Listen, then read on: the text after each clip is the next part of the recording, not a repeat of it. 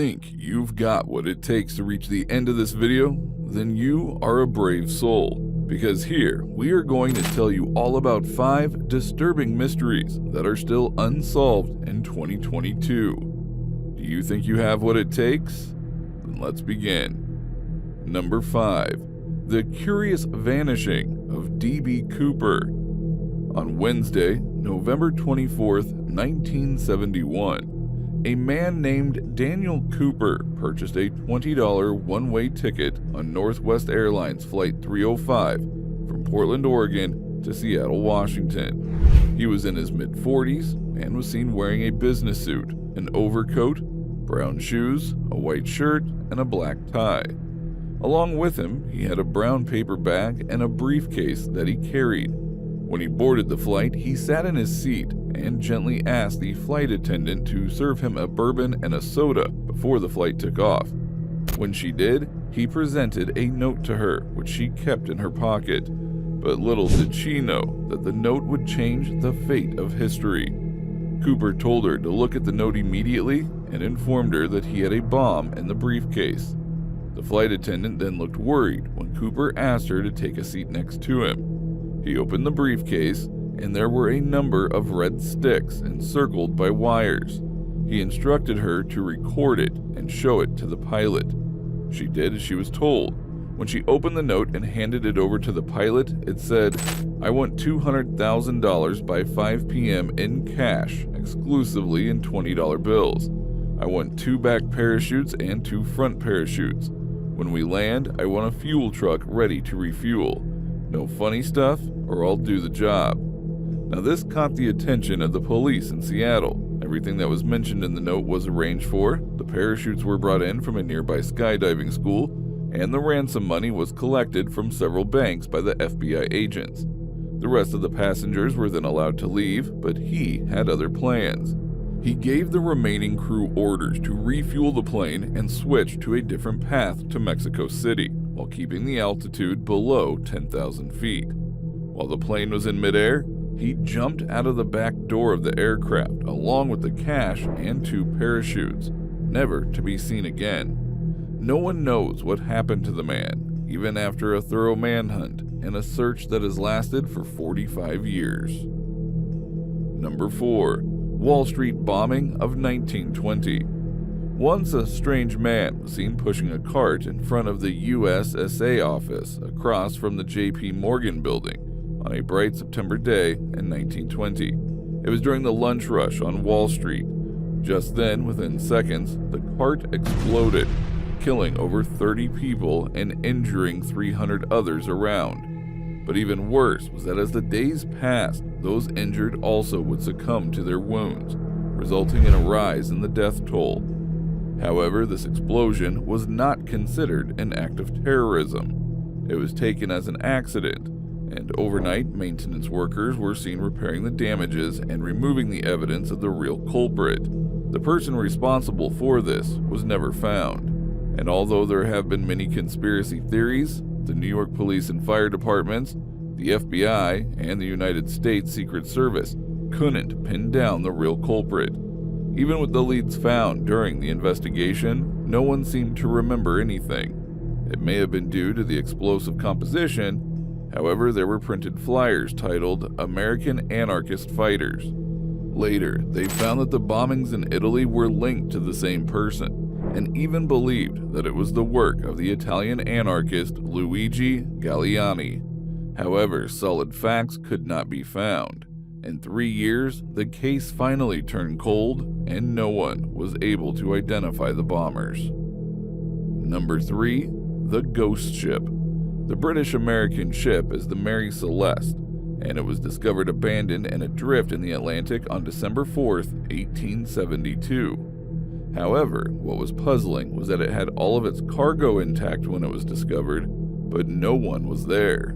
So where did they all go? Well, the Mary Celeste departed New York in November 1872 and was headed to Genoa, Italy. There were reported to be 7 crew members aboard the ship, including Captain Benjamin Briggs's wife and their 2-year-old daughter. The ship had ample supplies on board that could last for up to 6 months.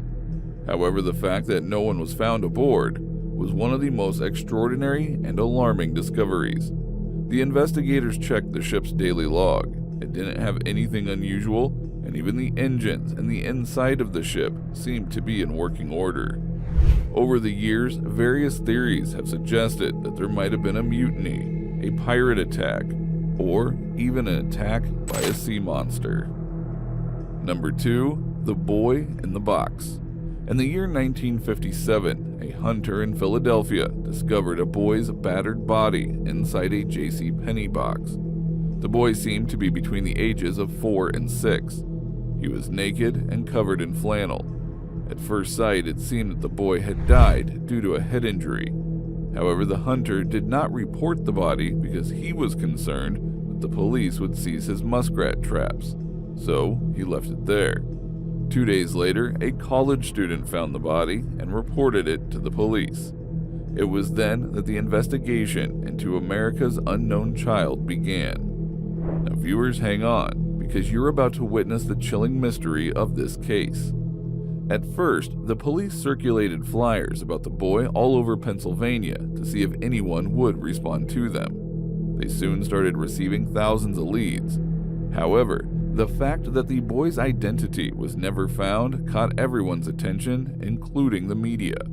Soon the police went on to examine the boy's body, his fingerprints, and the history of the JCPenney box.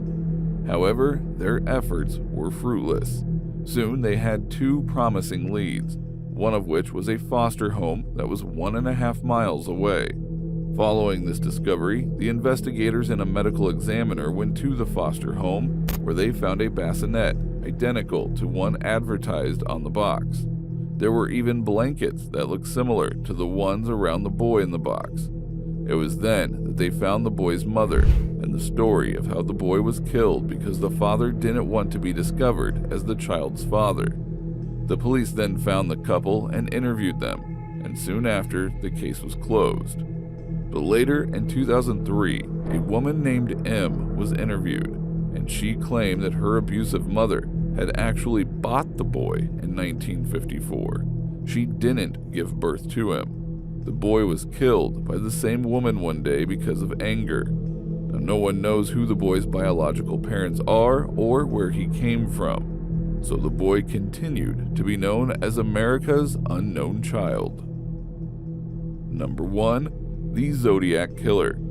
The Zodiac Killer terrorized Northern California between the late 1960s and the early 1970s. Although there were at least 5 victims, the murderer later claimed that he had killed at least 37 people in total. It all started on December 20th, 1968, when David Faraday, 17, and Betty Lou Jensen, 16, were shot and killed while seated in a parked car in a gravel parking space. This took place on Lake Herman Road in Vallejo. However, by the time the police arrived, Betty had been found dead and David was still alive, but he didn't make it as the medics arrived and were on their way to the hospital. Now later that following year, the Zodiac Killer made his second attempt to kill 2 more people, Darlene Ferrin, 22, and Michael Majau, 19. This happened on July 4th, 1969 in Blue Rock Springs Park. He used a flashlight to get to the car they were in. However, when they were discovered, both of them were still alive, but Darlene didn't make it until the police arrived. Michael lived and went on to tell the tale of the Zodiac Killer. He described him as a young white male who was around 26 to 30 years old. He had a stocky build and was maybe 200 pounds or larger. He was about 5 feet 8 inches and had light brown curly hair and a large face. But here is the twist in the case. An hour later, the police received a phone call from someone who claimed to be the shooter in the Lake Herman Road murders. Upon the police's arrival, they had found a handwritten letter. This was later given to Vallejo Herald, who was working at the San Francisco Chronicle at the time. The note had specific information about the killings that established the author's guilt as the murderer. However, the letter was signed with a circle and a cross through it. This symbol was eventually known as the mark of the Zodiac Killer. Soon the police found more letters that were all written in codes. These codes were then deciphered with a message saying, You must let everyone know about me in the newspapers. If you don't, I will kill someone. The letter also said that he would reveal his identity through the deciphered codes.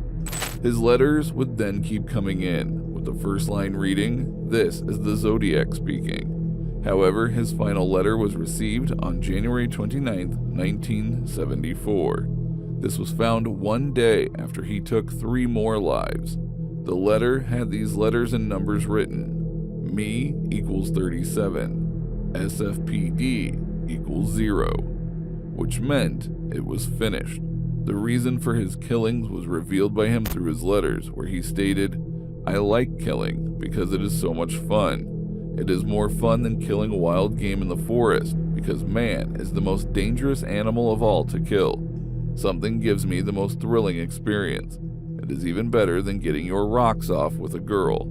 The best part of it is that when I die, I will be reborn in paradise, and those I have killed will become my slaves. I will not give you my name because you will slow down or stop collecting of slaves for the afterlife." Now, even after all this time, the terrifying part is that we genuinely don't know who the murderer really was, despite a thorough investigation of the case. So, what do you think about these? Let us know if you've heard of any unsolved mysteries that are even more disturbing than these ones in the comments section below. Hit the like button if you enjoyed the video, and subscribe to this channel for more content like this. Thank you for watching.